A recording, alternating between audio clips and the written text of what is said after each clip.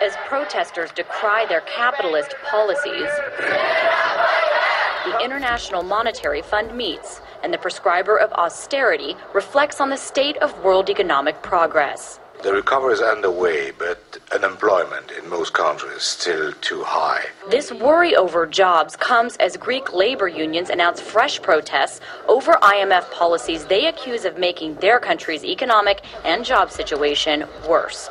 Austerity measures, public spending cuts, tax rises, and privatization, part of the IMF doctrine for debt crisis management, is now imposed on Greece, a policy that has been forced on many developing nations for decades. I think most Western policymakers think that it's just imposing tough love.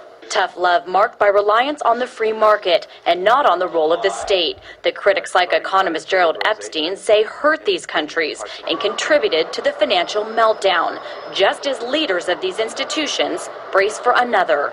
We are one shock away from a full-blown crisis. The financial crisis taught us that prevention is better than cure. We cannot afford to forget that lesson. But a group of thinkers believe the curriculum is all wrong. Behind this very door, the International Monetary Fund was signed into being by world leaders decades ago. And behind these doors, a different group of economic and policy leaders have gathered together who believe it's outdated and needs to be rethought altogether, calling for a shift away from Western dominance and thinking. We've really been looking at this through our problems and our lens, and most of our countries have not been subject to IMF programs. But even as some of those countries that have, such as Brazil, as part of the BRICS bloc, call for a greater say in the IMF, some don't see any real change in the works. I expect that the next president of the World Bank will be an American, and the next managing director of the IMF will be a European, broadly construed, and that's the same pattern we've had since those institutions were established. Despite the limitations to global economic effectiveness. Yes, of course, and that's a major limitation and a major weakness of their governance. But again, it's not going to change anytime soon. A warning over what could be in the pipeline as the IMF talks austerity with Portugal to secure its debt crisis loan lifeline, and an economically strapped Egypt talks about getting billions in soft loans from the bank. The more things change, the more they stay the same. Lauren Lister, RT, Washington and New Hampshire. Hello everyone, welcome to Global Government News. Today is Monday, April 18th, 2011, and I'm Darko. Welcome everyone to this news bulletin. My website is right here. It's www.ggnonline.com. That's ggnonline.com. I took a little break there and did some camping and fishing and that. And I'd like to thank you for joining me again here in these news little broadcasts. I have a poll here, and you only have one more day left to vote if you haven't already. It says here, how has the steady rise in inflation, i.e. devalued currency, affected you personally? And inflation is really the printing of money, which leads to the devaluation of currency. Not much is the first option. I'm still able to buy whatever I want, which is at 4% of voters. A little bit, I've had to change my habits somewhat, is 27% of what voters are saying, and very much I've had to change my purchases to mostly necessities in order to get by, and that's 59%, so almost 69% said that. So you can go in there and check that out. If you would like to get little updates on when I post these videos in your via email, you can go in here and put your email address, hit that little subscribe button. If you have a Blogger account, you can follow me right here. And if you have a Facebook account, you can go all the way down to the bottom here to this network blog section here and press on that button. You can follow me on Facebook. Otherwise, my YouTube channel is ddarko2012. That's again ddarko2012, and you can check out all my playlists and that. And so we're going to start off here with the economy, obviously, and we have. I just wanted to point out there real quick, because I have a lot of news to cover today, is just a little symbol that was on the IMF World Bank's meeting, which is the circle within the circle within the circle within the circle, and you know, that's just that symbol right there is just showing you the structure, the hierarchy of this, quote, democracy, this international democratic body. It's not really even democratic at all, but we call it NGOs. It's another term for non-governmental organizations. They call it governance because it's not government. It's not ruled by the people. It's ruled by scientific bureaucrats. Have been put there purposely to sell this global agenda. And so that's why you have those circles within circles within circles. And of course, the people in the outer circle think that they are part of that inner circle, and they will never be a part of that. Maybe if they sell their soul, they will be. But most of them are groomed from birth and get educated in all their own private schools on this new form of basically enslavement. And so, yeah, those people, either by blood or are groomed from birth, are in that inner circle. Those outer circle are just there to basically sell the agenda. And so here we go. Stocks fall on S&P warning. And of course, that's also symbolizes what? The round table. So stocks fall on S&P warning and debt worry hits euro. It says here a threat by the S&P to cut its top rating on U.S. government debt and renewed worries about Europe's debt crisis spurred a sell-off in major world stock markets on Monday. And that's the biggest news headline that's for today. It says here, European stocks extend drop as S&P revises U.S. credit outlook to negative. European stocks dropped the most in 3 weeks. And moving on here, China stocks close higher on Monday. Chinese shares close higher Monday with the benchmark Shanghai Composite Index up 6.8 points or 0.22%. The U.S. dollar rises despite U.S. ratings outlook downgrade. It says the U.S. dollar rose against major currencies in late New York trading on Monday, brushing aside S&P's downgrading of U.S. ratings outlook to negative from stable. And as of right now, well, it's technically not. If you ask Soros, George Soros, and these are one of the individuals that I was just talking about, he's a good example. He was just quoted as saying, I saw him say it in an interview where he made the claim that the U.S. dollar is actually not the reserve currency anymore. He said the Swiss franc and the euro are. So that's how they see it. So the U.S. dollar isn't really the reserve currency, but there's still other countries that may not have gotten that memo.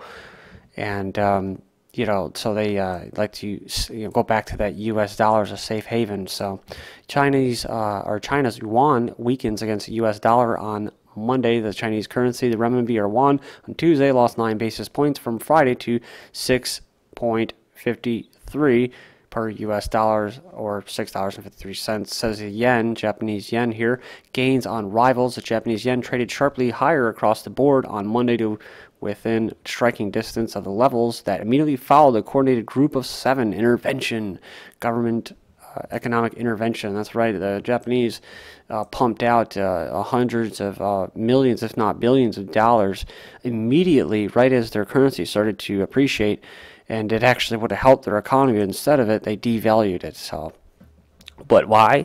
Because, like I mentioned before, the Japanese economy has been hijacked just like the U.S. has been hijacked for, well, I would say a good round year would be 1913 is when the U.S. economy was hijacked and became, full-on Keynesian, corporatist, globalist economy, totally based off government intervention into a free market. So, and of course, they blame it all on capitalism. And that's to imply that capitalism is free market when it's not. So I just want to know what's going to be what's going to be the solution? What's going to take the place of capitalism? That's a pretty scary thought. Unless we go back to tribes. And if we go back to tribes, well, then I don't have a problem with getting rid of capitalism. But even then, they still kind of had capitalism because there was trading and bartering that went along with the indigenous peoples, with people that were capitalists, right? So, anyways, we're going to move on to commodities here, and you can look here. They just keep going up and up and up and up. Brent crude is at $121 a barrel, almost $122. It was down $1.63. And it says heating oil futures were down $3.57, and natural gas down about 5 cents. And then we move down here to agriculture and coffee. It says here cocoa was down $48 and $100, and coffee was down. It says corn was up $10, cotton up 76 cents, wheat up $30, says here soy was up $12. And we can move down here to the precious metals and copper, trading at $423. It was down $4.10. Gold is now at $1,496.70, so almost $1,500.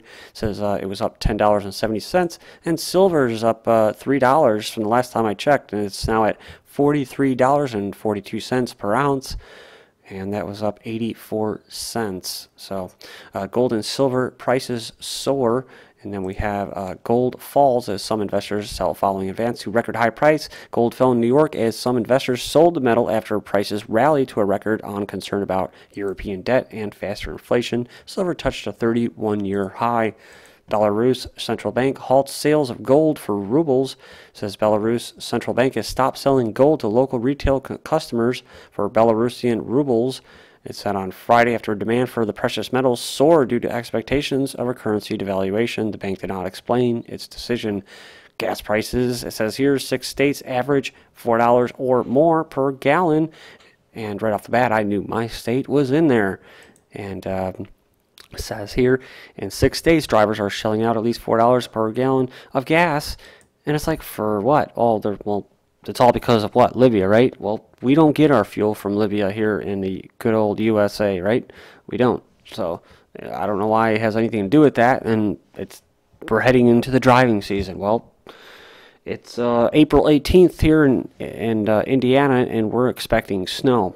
So I don't understand the whole warming thing, the whole reason for raising gas prices. But it says here, within a week, drivers in Indiana, Michigan, Nevada, and Washington State could be joining the $4 club. Well, I think they already have. Like I said, Indiana has oiled, and we're probably going to see $5, very likely to see $5 per gallon this summer. They always say that, but we're already at $4 in April. And oil declines in New York after Saudi Arabia says market is oversupplied. So oil declined for the first time in 4 days in New York after Saudi Arabia, the world's biggest exporter, said the global market has adequate crude supplies. Says petrol prices at a 30-month high. This is from Australia. Petrol prices at a 30-month high continue to place pressure on motorists' budget with no respite expect for the Easter break. Then we have OPEC. Weekly oil price continues to rise. The weekly average oil price of the Organization of Petroleum Exporting Countries, or OPEC, reached $118.06 per barrel last week, reaching a record high since the last week of July 2008. And that, of course, was what? According to Mr. Esselin, Mr. Bilderberger Group, they basically did that for what? They were manipulating the housing market. They were trying to create and pop bubbles. That's how they use, that's how this, like I said, this Keynesian system works. And these people that sit outside like Soros and that, well, they plan all this stuff. If they want to do something, well, they just press these different buttons and flip these certain switches in the economy, this rigged economy, and they get their end result. And then the people that are like, they could be bond traders, and they don't even understand. They don't even know the root cause of why that happened, because they're just like a mad scientist at a switchboard, you know what I mean? But they know exactly what they're doing, and they set this economy up so that they know what they have to do in order to get a certain result. So it says here, China tells banks to boost reserves as prices surge. So China's increased banks' reserve requirements to lock up cash and limit inflation after economic growth exceeded forecasts and consumer prices rose by the most since 2008. Inflation moves to center stage, highlights Fed impotence. Said here on Friday, the Labor Department reported consumer prices were up 0.5% in March, driven by 3.5 and 0.8% jumps in energy and food prices. This is the 4th straight month of large gains in consumer prices. While food and energy prices may be volatile, international conditions indicate commodity prices will continue surging, and the Fed's emphasis on core inflation is absolutely misplaced. So you can check out the links in the video's description below. I try to always put the links for all these articles that I cover in the YouTube's when you go into YouTube, underneath it in the description, I'll have the headline and the links. The only time I won't have them in there is if I run out of room or I have quote technical issues. And but either way, you can join me in part 2. I'm going to continue with the economy. This is GGN, and I'm Darko. Thank you.